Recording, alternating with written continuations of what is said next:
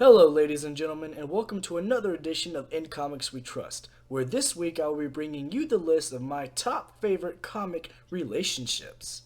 Aww. I know, it's going to be quite a tearjerker, so I hope you enjoy this list as much as I do.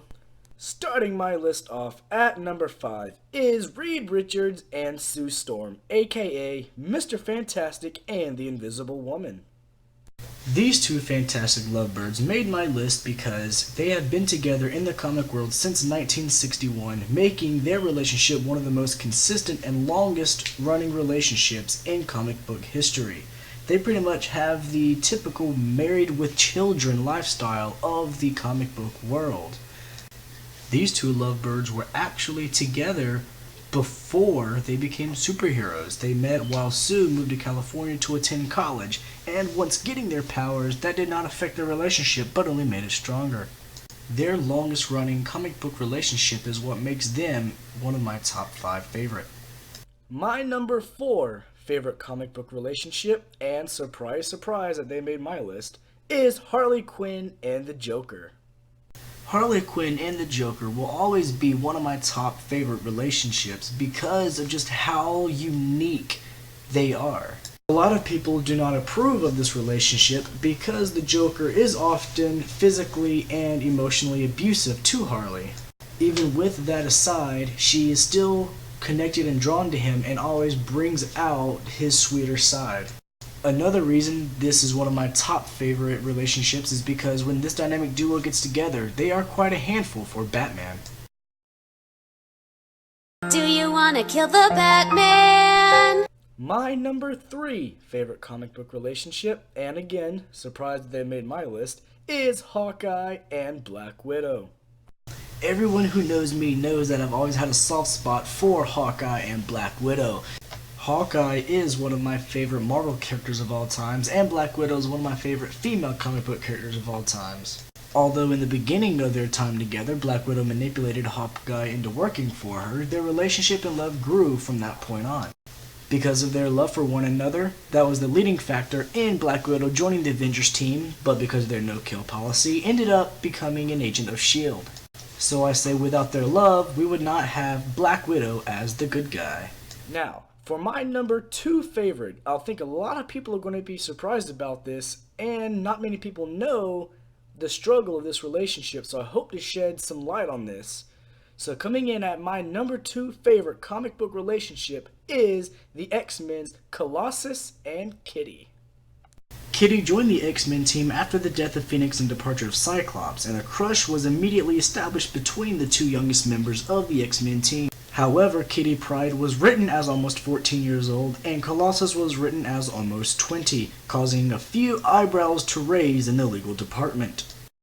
However, X-Men writer Chris Claremont stated, love between two people should not have to bow down to society standards. During a storyline with the Brood, Kitty had implied that she wanted sex. Although Colossus declined, they had a memorable make-out session.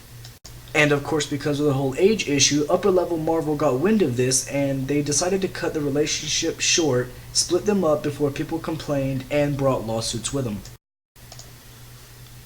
After their breakup, Colossus went back to punching things, and Kitty actually went on to become a ninja. Literally became a ninja. Colossus was then written off as dying to cure the legacy virus. Kitty returned, but he was already gone. However, under Joss Whedon's astonishing X-Men, he surprised all the fans by bringing Colossus back. Kitty's silent reaction spoke all the words needed. Colossus's return revealed to both of them how much they actually meant to each other, but their rocky history together prevented each other from actually coming out and saying it. Finally, taking advantage of a moment of downtime before the next big crisis, the two finally did what they wanted to do so long ago. With both of them now willing and able to meet society standards, they didn't even let the awkward bit of Kitty's phasing through the floor into another room kill the moment, and of course was one of the memorable comic book moments between Colossus and Kitty, finally doing the dirty.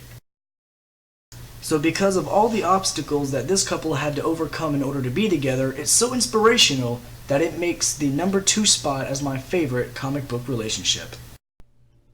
And last but most certainly not least, and I think everybody knew this, My number one favorite comic book relationship is Rogue and Gambit. Gambit and Rogue have always been my favorite comic book couple because of their unique style together. And everyone knows that when Rogue was first introduced, her power prevented her from ever being able to touch someone. But Gambit loved her even though she was untouchable. Rogue is sassy, she's stubborn, but she wears her heart on her sleeve, but yet maintains a hidden vulnerability and sensitivity that is typically only evident to someone who can recognize it and identify it. Gambit, of course, is loud, brash, fearless, and quite flirty. So their unique personalities complement each other so well that they are basically a perfect match.